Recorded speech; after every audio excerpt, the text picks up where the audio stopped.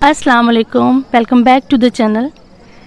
इस व्लॉग से पहले मैंने 2 व्लॉग और शेयर करे हैं जिसमें मैंने बताया है। पहला व्लॉग है कि उम्रे की प्रिपरेशन कैसे करते हैं लेडीज़ के लिए। मैंने छोटी छोटी टिप्स बताई हैं और सारी चीज़ें मैंने बताई हैं जितनी मुमकिन मुझसे हो सकती थी। एक एक चीज़ बड़े ही ध्यान से एक्सपीरियंस के साथ मैंने बताई हैं कि उम्रे के जाने के लिए हमें क्या क्या प्रिपरेशन करनी है, किस तरह से पैकिंग करनी है।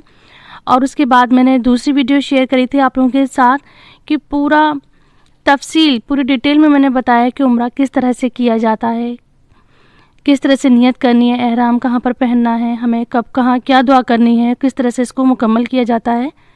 तो ये 2 मैंने वीडियोज़ आप लोगों के साथ शेयर करी हैं। अल्हम्दुलिल्लाह आप लोगों ने इन दोनों ही वीडियोज़ को बहुत ज़्यादा पसंद किया है, बहुत अप्रिशिएट किया है, खूब शेयर किया है और खूब सवालात किए हैं और मैंने जिसके भर भर के जवाब भी दिए हैं। तो बड़ी खुशी हो रही है कि लोग इतने इंटरेस्ट ले रहे हैं, बहुत क्यूरियस हो रहे हैं और उसमें अपने सवालात भी मुझसे पूछ रहे हैं। तो उसी के मद्देनज़र मैंने ये एक वीडियो और बनाई है जिसे मैंने पहली वीडियो में भी जिक्र करा था कि मैं आप लोगों के साथ एक वीडियो और शेयर करूंगी। उसमें अपना एक्सपीरियंस बताऊंगी, अपने टिप्स बताऊंगी। और अगर आप फ़र्स्ट टाइम उम्रा कर रहे हैं, पहली बार उम्रे पर जा रहे हैं, तो इन चीज़ों का ध्यान रखें।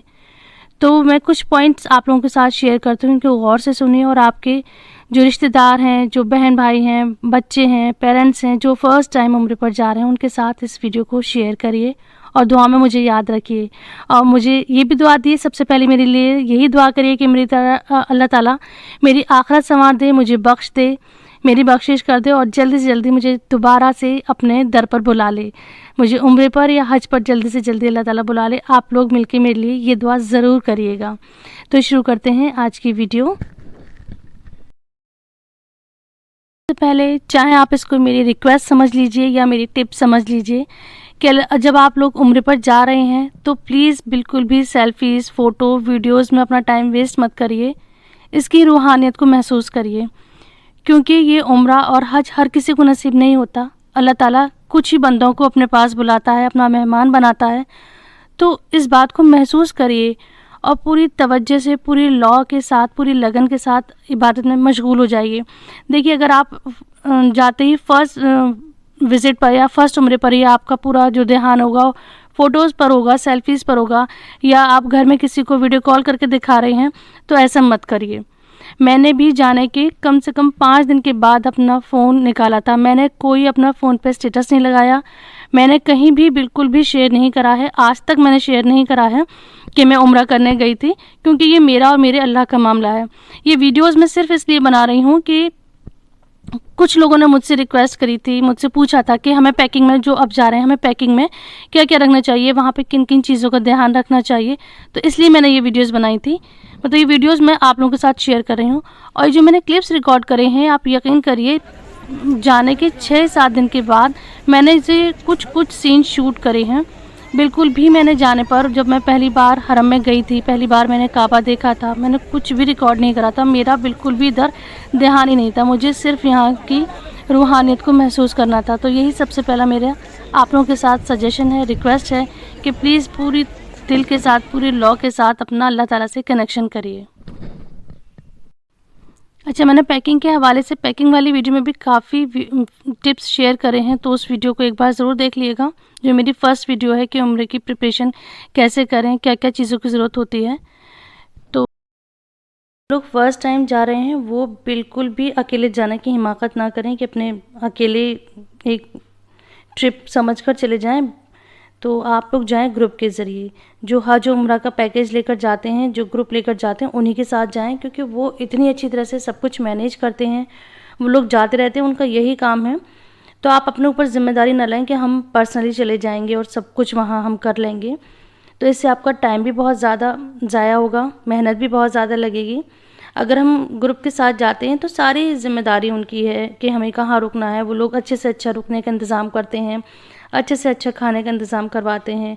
और हमारे ग्रुप में तो लॉन्ड्री भी उन्हीं की तरफ से थी और पूरा हेल्थ इंश्योरेंस उनकी तरफ से था। तो हम बिल्कुल बेफिक्र थे, सिर्फ हमारा काम इबादत करना था। और ज़ियारत भी उन्होंने बहुत अच्छी तरह से करवाई थी। तो मैं यही आप सबको रिकमेंड करूँगी कि आप जो हज और उम्रा टूर ले जाते हैं, उसी टूर के ज़रिए, उसी ग्रुप के साथ आप लोग जाएँ। बता दिया था कपड़ों के लिए, कपड़े आप हल्के से हल्के, लाइट से लाइट कपड़े रखें, बिल्कुल कंफर्टेबल कपड़े रखें। और साथ ही शूज़ बहुत कंफर्टेबल रखने हैं। आप जितना कपड़ों पर बचा सकती हैं बचा लें, क्योंकि कपड़े आपको बिल्कुल सिंपल प्लेन रखने हैं, और शूज़ आपको उस पर ज़रा अच्छा इन्वेस्ट कर लीजिए। और शूज़ आपको बहुत कंफर्टेबल लेने हैं, क्योंकि वहाँ तो बस चलना ही चलना है। और साथ में ये कहूँगी कि उम्रा जाने से पहले आप ज़्यादा से ज़्यादा वॉक करें, आप चलने की अपनी प्रैक्टिस को बढ़ा लें, वरना वहाँ जाके आपको बहुत ज़्यादा दुश्वारी हो सकती है, क्योंकि चलना बहुत ज़्यादा होता है। तो बस ज़रा चलने से ही थकन हो जाती है, तो आप ज़्यादा से ज़्यादा चलने की प्रैक्टिस करें। और एक ख़ास बात यह है कि मैं वहाँ जाके मैं आप लोगों के लिए यही मशवरा दूँगी, जैसे आप अपनी फैमिली से या आप अपनी फैमिली से या अपने ग्रुप में कई लोग हैं, तो आप वहाँ किसी तरह की परेशानी ना उठाएं। तो मेरा सबको यही मशवरा है कि जाते ही एक सिम अपने नाम इशू करवा लें। एक वीज़ा पर एक सिम लॉट होती है, तो आप जाते ही सिम ले लें, और सिम आपको 50 से 60 रियाल के बीच में मिल जाएगी। अलग अलग ऑफ़र होते हैं, तो 50 से 60 की हमें एक सिम मिल जाती है, क्योंकि इससे क्या होता है, टाइम बहुत ज़्यादा बच जाता है। जब भी हम नमाज़ के लिए या हरम में जाते हैं तो इधर उधर ना हो जाएं, तो एक दूसरे से कनेक्शन के लिए हमें सिम होना ज़रूरी है। हम फ़ौरन एक दूसरे से कांटेक्ट कर लेते हैं। तो सिम जाते ही ले लिए। इस चीज़ पे बचाने की बिल्कुल भी कोशिश ना करें कि हम ये पैसे बचा लेंगे।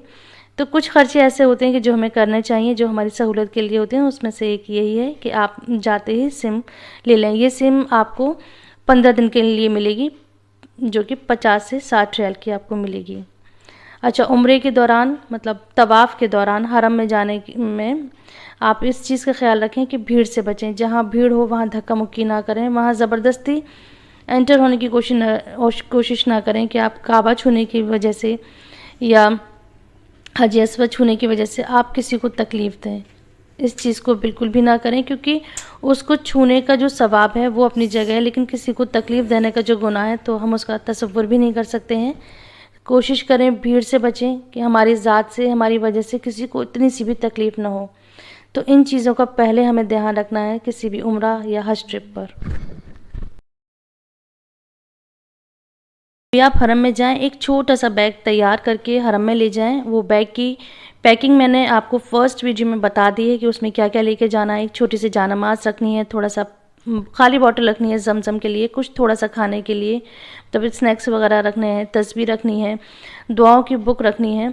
और एक चीज़ मैं यहाँ पर आपको शेयर करना चाहती हूँ कि दुआओं की बुक के साथ साथ मैं एक डायरी अपने साथ लेकर जाती थी, जिसमें मैं अपने जो मखसूस दुआएँ हैं उनको थोड़ा सा एज अ रिमाइंडर उसको लिख लेती थी कि मुझे ये पढ़ना है वहाँ पर। और जिसने मुझसे यहाँ मेरे घर से, इंडिया से जिसने मुझसे दुआ के लिए कहा था, मैंने उनके नाम लिख लिए थे, और जिस दुआ के लिए कहा था वो दुआ भी लिख ली थी। क्योंकि इतना ज़्यादा वहाँ पर हमें मेहनत करनी होती है, मशक्क़त करनी होती है, रश बहुत ज़्यादा होता है, तो कुछ ऐसा ना होगा किसी की दुआ हमारे माइंड से स्किप हो जाए। तो मैंने उनके नाम लिख लिए थे विद दुआ, उस इंसान ने मुझसे किस दुआ के लिए कहा है वो लिख लिया था। तो मैंने वहाँ पे सुकून से बैठ के सब के लिए दुआएं करती थी, क्योंकि वहाँ हमें बहुत टाइम मिलता है। हमें वहाँ बैठकर सब के लिए खूब दुआएं करनी चाहिए, अपने लिए दुआएं करनी चाहिए, अपनी आखिरत के लिए दुआएं करनी चाहिए। तो मैंने इस तरह से एक डायरी तैयार कर ली थी, तो सोचा मैं आपके साथ शेयर कर लूँ। अच्छा, एक सवाल बहुत आ रहा है मेरे पास कि हमारे छोटे लड़का है या लड़की, तो वो किस सेक्शन में जाएंगे। देखिए, अगर छोटा लड़का है तो वो जाहिर सी बात है जेंट्स सेक्शन में जाएंगे, और छोटी लड़की है तो वो लेडीज़ सेक्शन में जाएंगे। मतलब हरम में नमाज के लिए, चाहे वो मक्का हो या मदीना हो, अगर छोटा बच्चा है तो मतलब बेटा है, बॉय है, तो वो जेंट्स में जाएगा, गर्ल है तो वो लेडीज़ सेक्शन में जाएगी।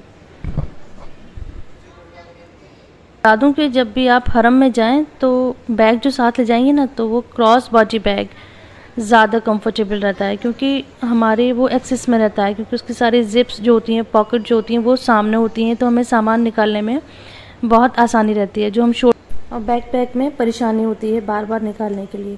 तो शूज़ के लिए आप बैकपैक लें, सारे सामान के लिए आप एक क्रॉस बॉडी बैग रखें। तो ये मेरा बहुत अच्छा एक्सपीरियंस रहा है। मैंने आपसे पिछली वीडियो में कहा था कि मैं आपके साथ नेक्स्ट वीडियो में ये बात शेयर करूँगी, तो इस चीज़ पे आप गौर करिएगा। अच्छा, हम क्या होता है कि हम जब हरम में जहाँ जहाँ बैठते हैं वहाँ से कुरान उठाते हैं और पढ़ना शुरू कर देते हैं। फिर नेक्स्ट जब हम कहीं बैठते हैं तो फिर हमें कुरान पढ़ना होता है, तो हमें याद नहीं रहता कहाँ से पढ़ना है। तो मैं क्या करती थी, मैं उसका फ़ोटो ले लेती थी फ़ोन में। तो जब हमें अगली बार मैं जहाँ पढ़ती थी तो फ़ोन में देख लेती थी कि मैंने नेक्स्ट कहाँ तक पढ़ा था, लास्ट कहाँ पढ़ा था फिर मैं अगला शुरू कर देती थी। तो ये भी मेरी आपके साथ एक टिप है छोटी सी, कि जब आप कुरान पढ़ें और जहाँ तक आप पढ़ चुके हैं तो उसका फ़ोटो ले लें, और जब अगली जगह पढ़ने बैठे तो उस फ़ोटो को देखकर आगे कंटिन्यू कर सकती हैं। और एक ये है कि आप जब भी हरम में तो थोड़ा सा कैश अपने साथ लेकर आएँ, चाहे आपको शॉपिंग नहीं भी करनी है लेकिन थोड़ा सा कैश लेकर साथ चलिए, कि कुछ भी इमरजेंसी हो सकती है तो हमारे पास थोड़ा सा कैश होना ज़रूरी है। अच्छा, एक सवाल और आया था मेरे पास कि हम जो कैश है वो होटल पर छोड़कर आ सकते हैं या नहीं। तो देखिए, हम हमारे जो रूम पर थे ना, सिर्फ मेरी ही फैमिली थी, तो मैं आराम से अपना कैश रूम पर छोड़ के आती थी। लेकिन कुछ लोगों के साथ जो रूम होता है वो शेयरिंग में होता है, तो ये आप देखिए कि आपके साथ जिसकी शेयरिंग है वो इंसान कैसा है, आप उस पर भरोसा कर सकती हैं या नहीं कर सकती हैं। अगर आप रूम पर भी छोड़ कर आ रही हैं तो उसको अच्छी तरह से सिक्योर करके आइए, किसी लॉक वाली जगह पर रख कर आइए, वरना अपना जो कैश है अपने साथ लेकर आइए। मुझे कोई प्रॉब्लम नहीं थी क्योंकि मेरे साथ मेरी फैमिली थी, तो मैं जो ज़्यादा चीज़ें थी वो अपने रूम पर ही छोड़ कर आती थी, मतलब ज़्यादा कैश रूम पर ही छोड़ कर आती थी।